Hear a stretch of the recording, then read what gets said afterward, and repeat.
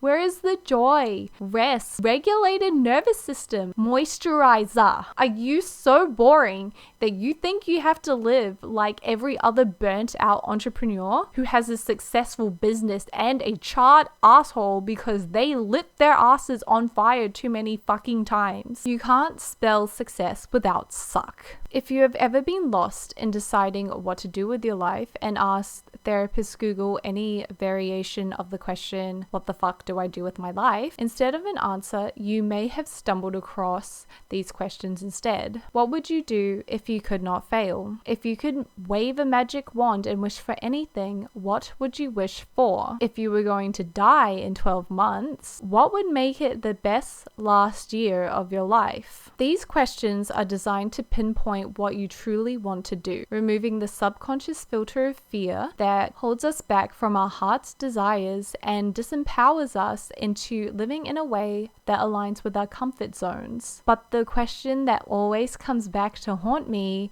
is, what would you do if you could not fail?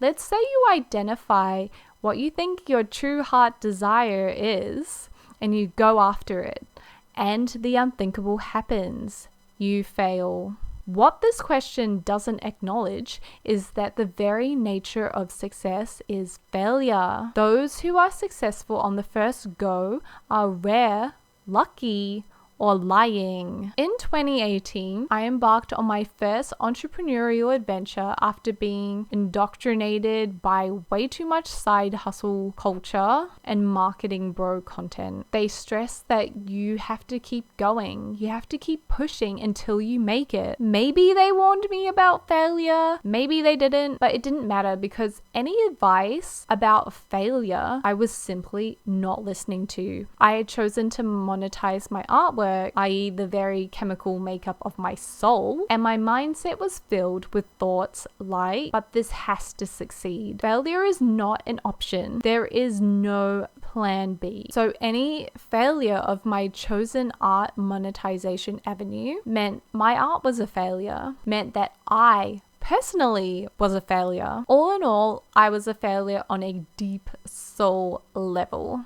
Lesson 1. Failure is not the opposite of success. It is a crucial part of the journey. Fall 7 times, stand up 8. It is not what would you do if you could not fail. It's what would you do even if you fail. Even if it's not a success, even if you don't make money on it, even if all you are left with at the end of the day are lessons. Failure is inevitable.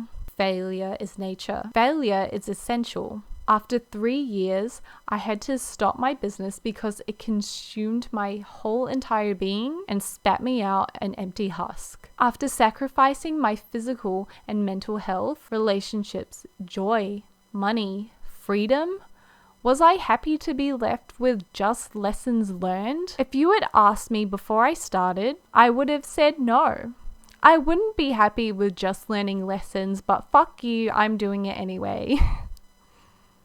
The very nature of success is the mountain of failures underneath the peak. If I become successful at YouTube, know that there are a mountain of failures for me as well. And I make these videos knowing that one day this YouTube channel could very well be added to the pile again after my 4th attempt creating a channel.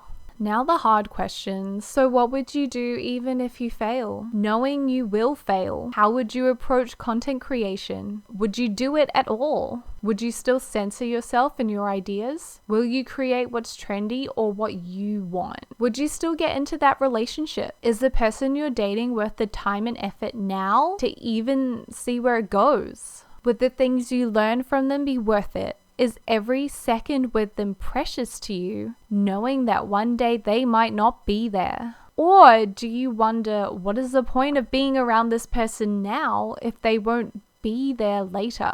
Would you still take that career change? Will the failure be worth the time and effort and pain? Because at the end you will no longer have to wonder. Is your failure worth the answers to your wondering? One day we will breathe our last. Our existences meet failure, yet we live thinking we'll be around forever. Do you live knowing that one day you won't?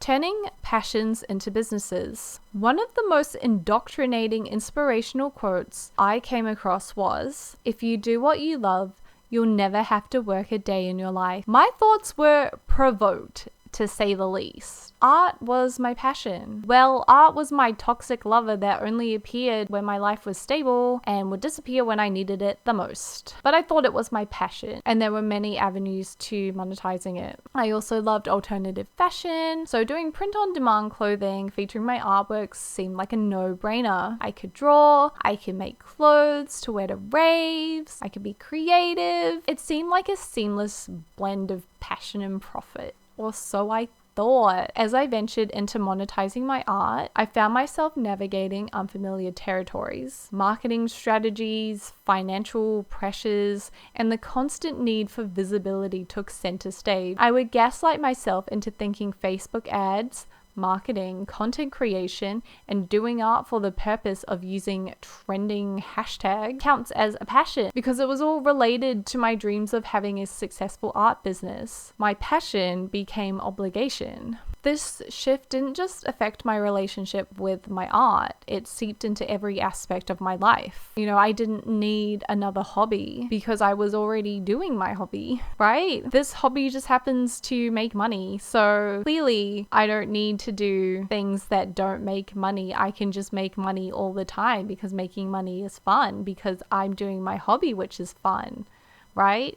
I turned a self-care activity into a relentless obligation. Hobbies and passions are close to us. They feed our soul and they give us life. In Maslow's hierarchy of needs, they equate to self-actualization or self-esteem. When you monetize your self-actualization, you demote it to fulfilling your physiological needs. Once the thing that you love becomes your sole avenue for survival, you are no longer doing a thing that you love. Who here is passionate about surviving? Whose hobby is it to survive? Don't you just love surviving? No one is out here saying, "Oh my gosh, I am so bored at work. I wish I could go home and do my number one hobby of surviving." Passion alone is not enough to sustain us. So what happened when my art had to sustain me? It didn't matter if I inspired people with my art. It didn't matter if people felt good or felt self-expressed from wearing the clothes that I created, or even if they just bought what they could here and there. I didn't value the value I gave to others. It was all about me and if my needs were being met. And here I was, midway through 2021, passionless and stripped of joy. I never wanted to admit that I had become everyone's favorite buzzword. Burnt out. Lesson 2. Don't quit your day job yet. If you do what you love, you'll never work a day in your life. So how do you maintain your love for it while it works to maintain you? The goal shouldn't be to make a bunch of money so I can quit my day job because as an entrepreneur, you can't control your income. Instead, what can you input? What value can you give to others? What is something that you can control? What can you focus on putting out instead of what is coming in? We all love the overnight success mentality of no plan B, going all in, forget fear, you're immortal, burning bridges and lighting a fire under your ass. While the spark of inspiration may be temporarily good for motivating you, all these things you're setting on fire is casting a spell on yourself for burnout. If you think your passion has to succeed, failure is not an option, and your goals are number-based, you will create offers or products or content or art or music or pottery from fear, scarcity, and lack. Creating stress in your business from unhealthy attachment to it succeeding will manifest more stress in your business. If this creates financial success for you, that's great.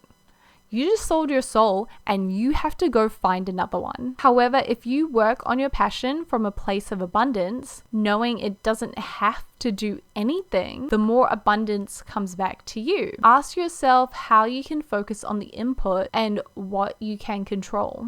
You can reconnect to the intrinsic joy that your passion brings. You can work on the mindsets you have for receiving success and accepting failure. You can work on perspective shifts. For example, viewing your day job from a mundane necessity into a training ground for your entrepreneurial skills. You can work on the habits that help you in both your business and your life, rather than expecting outcomes or the things that you can't control, like external validation, numbers, money. Isn't it funny how we all grow up hating maths and hating numbers, but when we're older, it's suddenly all tied to our self-esteem and now we love numbers. And don't forget to celebrate yourself for stepping out of your comfort zone. Not many people have the courage to fail. Not many people even fail anyway, despite their fear of it. Sacrifice. I don't know why I had to say it like that. Great achievement is usually born of great sacrifice and is never the result of selfishness. In the journey of monetizing or building businesses or pursuing our dreams, at some point our bodies need to eat, we need to relax, our partners want attention and effort. When we don't actively tend to the rest of our lives and their needs come banging down on our doors, selfishness is more likely what the outside world will see. And your mental health probably doesn't appreciate being sacrificed for your great achievement. We all want financial freedom, location freedom, time freedom, the removal of the income ceiling that comes with salary work, the uncensored creativity, the community of like-minded individuals, among a plethora of other reasons, that's why we start businesses. But if you're putting off tending other aspects of your life because you think all of the above will address your current problems, like hoping that the money you get from your business will solve your health dilemmas, or putting off looking for a new job because what's the point? It will be replaced with doing something that you love once it gets off the ground. God forbid it fails though. Or not working on your relationship, because when your business gives you time freedom, you'll finally have time to work on your relationship. Then we are forgetting the lesson from problem number 1, which is failure is very fucking likely. Would you rather have a failed business and a heart attack, or just a failed business? Would you rather have a failed relationship and a failed business, or just a failed business? By 2022, I had a failed relationship and a failed business, with some poor health thrown into the mix. If you have an overnight success mentality and are assuming that if you light a fire under your ass, that you can change your life ASAP, you are probably sacrificing some parts of your life in order to get your ambitions off the ground. Lighting a fire under your ass isn't sustainable, and neither is your overnight success mentality. You can intend success, but you are not in charge of when it happens. You need to be in it for the long game. It is unrealistic to expect success quickly or to your ego's timeline, especially if you have never been successful before.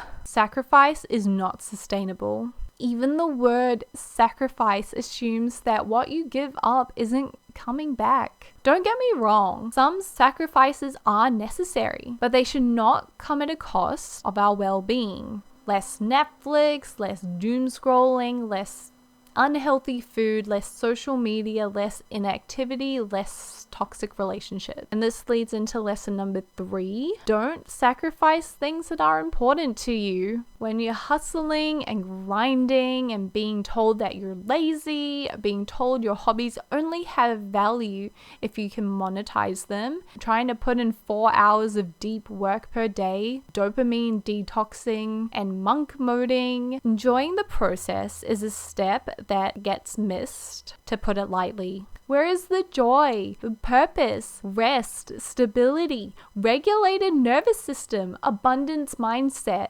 gratitude, moisturizer? Are you so boring that you think you have to live like every other burnt out entrepreneur who has a successful business and a charred asshole because they lit their asses on fire too many fucking times? You have this goal of monetizing your hobby or becoming a successful entrepreneur or pursuing your passion. That's awesome, and we love that for you. But what else do you value? Your health, because without it you literally can't do anything. Your relationships, because without them you'll be disconnected and lonely. Your hobbies, preferably the ones that don't generate money for you. Don't sacrifice the things that give you meaning, that give you the reason to want to pursue more in this life in the first place. Your relationships, health, and hobbies are not expendable assets on the path to success or on the path to failure.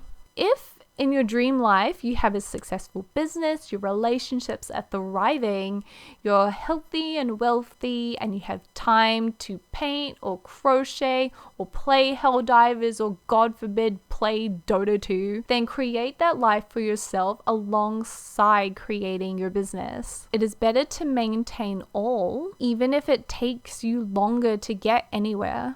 Because if you fail, you only fail your business and you have other facets of your life still. You create resilience, commitment, and endurance for yourself. Make the process actually meaningful. Be uncensored. Do what lights you up. Regulate your nervous system. Make time for hobbies, self-care, and important people. Streamline and strip back where you can. Cut off social media. Be moisturized and unbothered in your own lane. Remember, what would you do even if you fail? What can you focus on that you can actually control, that aren't fucking numbers? Identify what you value and what truly gives you meaning.